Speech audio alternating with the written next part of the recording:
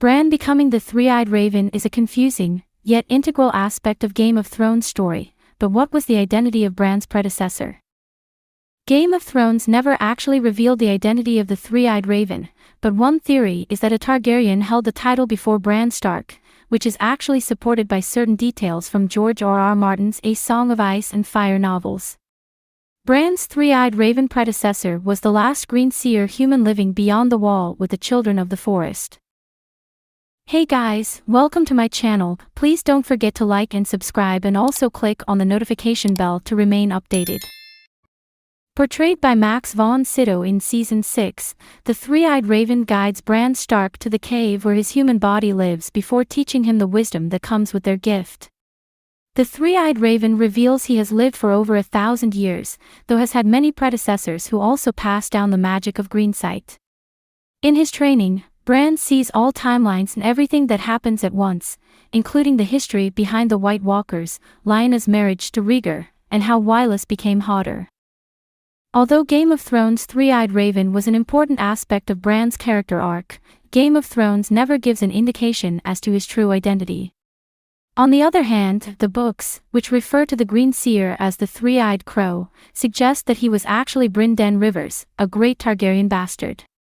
When Bran, Hodor, the Reeds, and Cold Hands reach the cave, the crow says he was once a lord named Brynden, and the only notable Brynden in his corresponding timeline and details would have been the bastard son of Aegon IV Targaryen.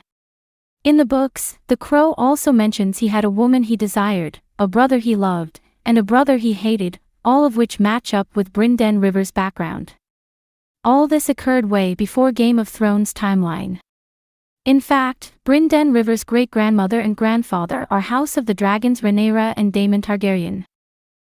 Brynden was the bastard son of Rhaenyra and Daemon's grandson, King Aegon IV, by Aegon IV's sixth mistress, Lady Melissa Blackwood, and since his mother was also highborn, he gained the title of a great bastard. Brynden was eventually legitimized by his father in 184 AC, along with his other bastard siblings like Igor Rivers, who went on to found the Golden Company. About 50 years after the House of the Dragon timeline, Brynden's earliest nickname was Lord Bloodraven, after a birthmark on his cheek that looked like a raven drawn in blood. His group of personal guards were also referred to as Raven's Teeth, many of whom followed him in taking the black.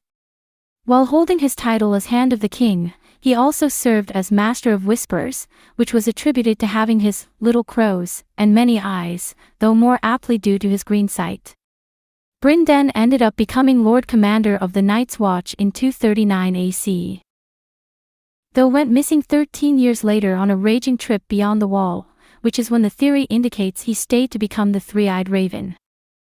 Game of Thrones backstory details on the three-eyed raven doesn't exactly align with the history of House Targaryen in the novels, as the three-eyed raven has lived for 1,000 years and Brynden was born in 175 AC, only 125 years before A Dance with Dragons takes place. That said, it could be that the three-eyed raven was saying that the title has existed for over 1,000 years, passed on to each new generation, consistent with how gaining the title changed Bran's perspective. Either way, the connections between Brynden Rivers and Game of Thrones' three-eyed raven can't just be coincidental. House of the Dragon dropped a bombshell on audiences when the series revealed that the Song of Ice and Fire prophecy was revealed to be Aegon's dream, and that the revelation has been passed down from Targaryen to Targaryen. This means that the family knew of Hodor's upcoming White Walker threat, and it explains why they fought so hard to keep the line on the throne, considering the dragons are their only apparent defense against the White Walkers. However, the Targaryens are a cunning house, and they would have known that the dragons couldn't have been their only way to counter the Night King. Thanks for watching. Please don't forget to like this video and drop comments. And most importantly, don't forget to subscribe and hit the notification bell so you don't miss anything.